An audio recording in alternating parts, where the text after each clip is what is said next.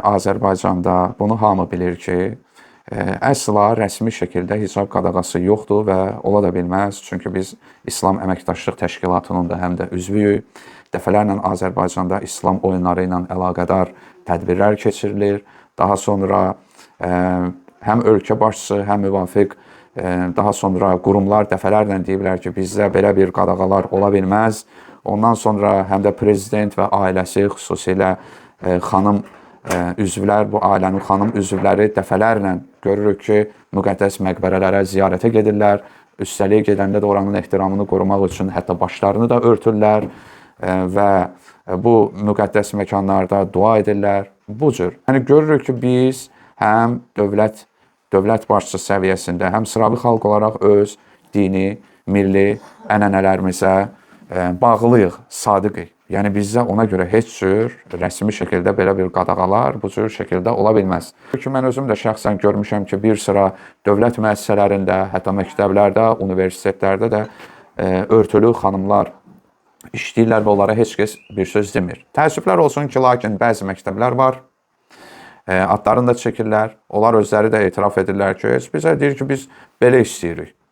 Və hicablı qız uşaqlarını ya seçim qarşısında qoyurlar ki, ya inanc, ya başını açırsan, ya gəlirsən təhsil almağa. Bu cür maneələr törədirlər və valideynlər də ki, narahat halda qalırlar. Və təəssüflər olsun ki, bunlara bir züy verən, bir dəstək verən, bir dəstə adamlar da, islamofob adamlar da olur. Səsimi də çıxartırsan, adama qayıdıb deyirlər ki, ged Əfqanistana. Ged, nə bilim, hansısa ölkəyə. Mən başa düşmürəm, mən Əfqanistana niyə görə getməliyəm ki, mən Azərbaycan Respublikasının vətəndaşıyam. Mən qısacası bunu da qeyd edim ki, bir zaman Hacı Zeynalabdin Tağıyevdən tutmuş bizim bir çox ziyalı adamlar qapı-qapı gezirdilər ki, ay cəmaət, qız uşaqlarımızı oxumağa gətirin. Bilirsiniz ki, çox çətin idi. Ondan sonra onları bu cür təzədən evlərinə göndərmək düzgün deyil. Yəni bir zaman bizim ziyalılarımız qız uşaqlarını təhsil ocaqlarına çəkiblər. O cür ailələrdən ki, hətta oxutdurmaq istəmiblər, dəvət ediblər. Amma indi isə təəssüflər olsun ki, bəzi məktəblər deyir ki, yox, ya mən dediyimi eləyirsən, ya da çıxıb gedəcəksən. Onda bu zaman sizin tənqid etdiyiniz həmin o Əfqanistan və digər o ölkələrdən nə fərqiniz oldu? Necə ki, qayıdıb deyirsiniz ki, hansısa bir uşağın başını məcbur şəkildə bağlamaq olmaz. Biz də bunu qeyd edirik.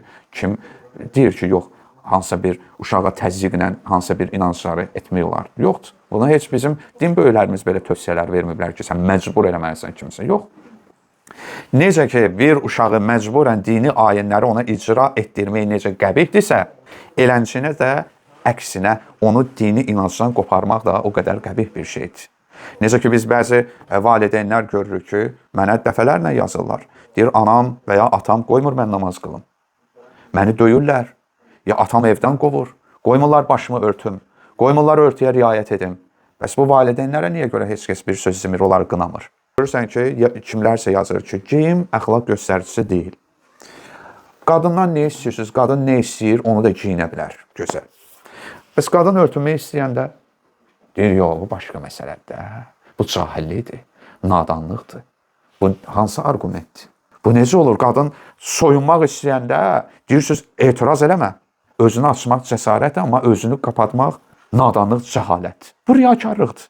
Ya deməlisən ki, qadın necə istəyirsə, elə də giyinər, istəyər örtünər, istəyər açılar, özü bilər. Belə mövqeyi tutsun, deyərəm ki, obyektivliyi qorumağa çalışırsan. Amma mən hələ də bir ailə görməmişəm ki, bir inanclı ailələrdən ki, kimsə desin ki, mən sizin məktəb formanız kimi forma istəmirəm uşağım giyinsin. Var belə ailə, mən görməmişəm.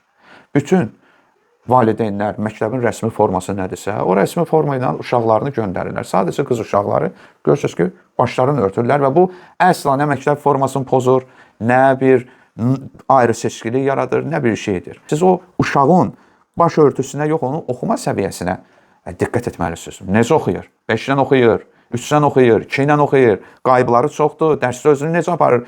Təəssüflər olsun ki, bunlar müzakirə edilməkdən biz hansısa bir baş örtüsünü müzakirə edirik burada. Bəzən dünyəvilik, sekulyarlıq qayıdıb deyəndə, deyirlər biz dünyəvi ölkəyik. Bunu kim danır ki, biz başqa bir iddia edən yoxdur ki, əlbəttə biz dünyəvi ölkəyik. Dünyəvi ölkədə nədir? Dünyəvi ölkədə inanc olmalı deyil, din olmalı deyil. Dövlət başçısı and içərkən, Quran da onun and içərkən mərasimdə olur. Bilmək lazımdır ki, dünyavilik odur ki, sən inanclara bərabər yanaşasan. Həmçinin tarixən örtük məsələsi İslamın da gətirdiyi bir şey deyil.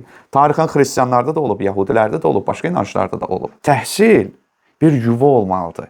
Bir uşaq hiss eləməlidir ki, bu mənim evimdir həmçinin. Lakin uşaq elə olmalı deyil ki, beynində assosiasiya yaransın ki, mən gedirəm məktəbdən qovurlar məni, qoymurlar məni oxumağa. Sabahları bu örtüklü qız gedib yüksək nəticələr əldə edəndə ki, necə ki var, görürsünüz nə yüksək ballar yığırlar. Bu məktəbin öz uğurudur. Məktəb dərhal onu öz adına keçirməyə çalışır ki, bax, mənim verdiyim təhsilin nəticəsi görürsən, 650 bal yığıb. Bəh, gözəl. O insanlar ki, o müəllimlər, o direktorlar ki, öz vəzifələrindən sui-istifadə edirlər, insanları incidirlər, dövlətlə körpü olmaq əvəzinə bu körpünü dağıdırlar. Daha sonra sözsüz ki, bir müddət sonra dövlət yenə də, necə ki, dəfələrlə dövlət başçısı, başqa məmurlar da çıxıb deyirlər, bizdə belə bir problem yoxdur. Yenə də onlar çıxıb bunu təkrarlayacaqlar və pis yerdə qalan siz olacaqsınız.